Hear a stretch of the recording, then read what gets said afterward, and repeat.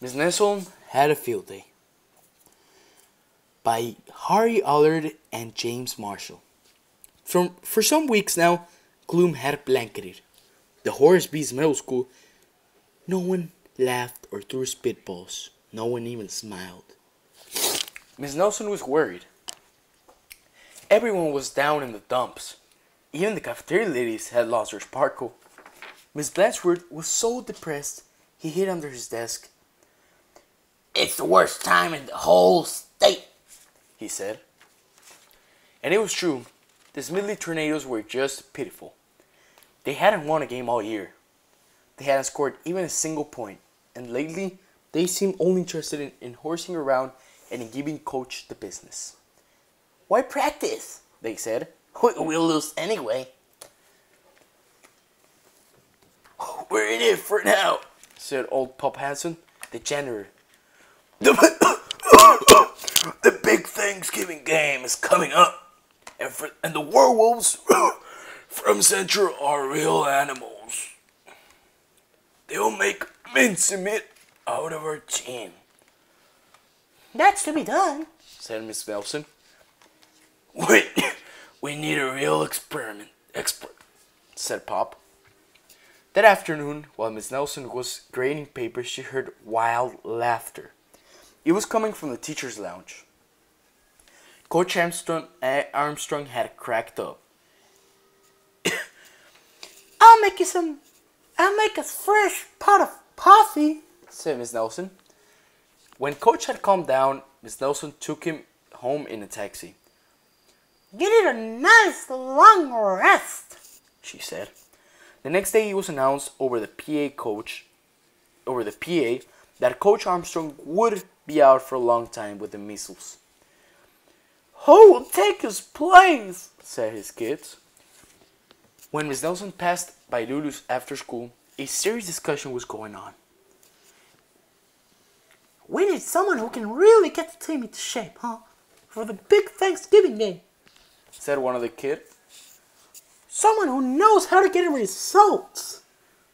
"It's too bad Miss Viola Swamp isn't around," said another kid. "Who?" said a kid who was near in town. "You've ever heard of Viola Swamp?" said the first kid. "The meanest substitute in the whole wide world. She's real witch. She'd have no trouble getting results." Mr. Blandsworth happened to overhear. He said. Said Miss Nelson, and she wasted no time getting home. After rummaging around in her closet, she found what she was looking for, an ugly black sweatsuit. Then she made an important phone call. "I'll be right there," said the voice at the other end. The next day, Blandsworth announced that there would be official football practice as usual.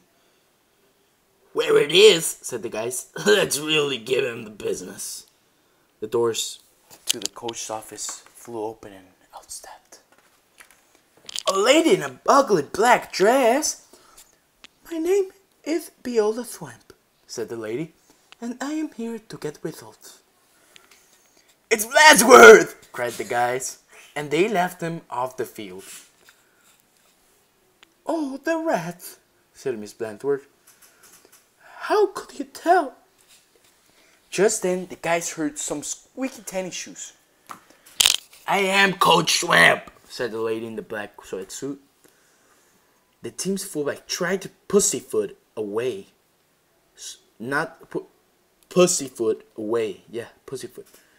"Not so fast, Mr. Smarty," said Coach Swamp. "Whoa!" said one of the guys. "Dude, did you see that? Did you see that tackle, dude?" Coach Swamp was a real expert. She put the team to work right away. The guys have never done so many leg races. "More!" said Coach Swamp. They had never run so fast. "Faster!" yelled Coach Swamp. "This murder!" said the guys.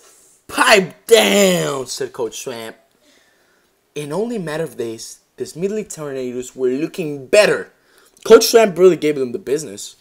In matter of days, as Military Tornadoes were looking better, Coach Swamp, they hadn't really given the business. Mr. Blanchworth was a little puzzled, however. Who is that? Miss Swampy said. Maybe Miss Nelson knows. I'll go ask. Miss Nelson was busy grading papers when Blanchworth looked in. I don't want to disturb her, sir, Miss Blanchworth. She probably doesn't know anyway. Down on the field, Coach Swamp was having a little talk with the team. And don't ever think you can horse around here, she said, because the Swamp will be watching. When Coach Armstrong returned after his rest, he was very surprised by what he found. The guys played like a real team. How did this happen? Said Coach Armstrong. Said the guys. On Thanksgiving Day, the Tornadoes clobbered the werewolves 77 to 3. It was a great day for the Horace Bees Middle School. Mr. Wilson treated the whole team to hot dogs at Lulu's. Miss Nelson went home tired and happy. Sometimes you just gotta get tough, she told her sister Barbara. And by the way, thanks for filling in for me. Anytime, said Barbara. Anytime. The end.